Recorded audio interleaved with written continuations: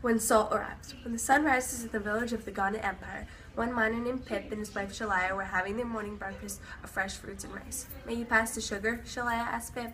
Pip goes to grab the tin can of sugar. He notices that the can is awfully light. Pip shrugs and hands it to Shalaya. "No more sugar?" Shalaya asks. "No, I'll go get some more during midday once the chores are done." The sun beats down on Pip during his chores.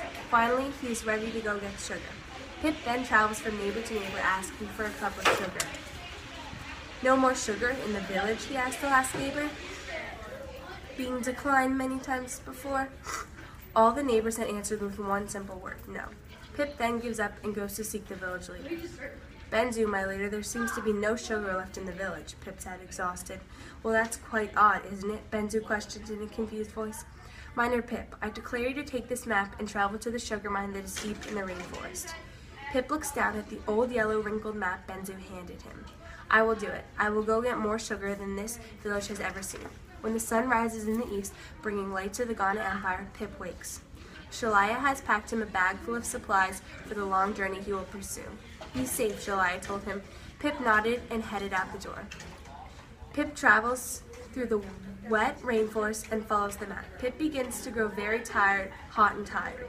He decides to sit and take a break on a rock. "Hey," the rock calls. Pip jumps up. "Hey, down here, you're sitting on my back and you're awfully heavy." Pip looks down to see a giant tortoise talking to him. Pip confesses that he is lost and asks the tortoise for directions to the sugar mine. "Follow the path of leaves to the waterfall. Behind it is where the best sugar can be found." Pip smiles and thanks him.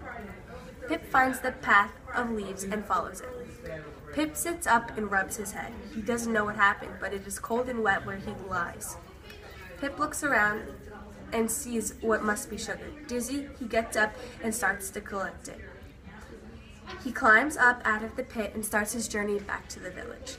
"Benzu, my leader, I have brought back sugar for our village," Pip said. Benzu looked over and grabbed a handful of sugar. He puts it in his mouth, spitting it out, realizing how strong it tastes. "This is not sugar," Benzu explains in delight. Confused, Pip shrugs.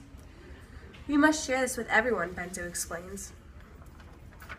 2 months later, the Ghana Empire has welcomed salt into their everyday culture and cuisine. How such a mistake has made a difference, bringing in great advances to the empire.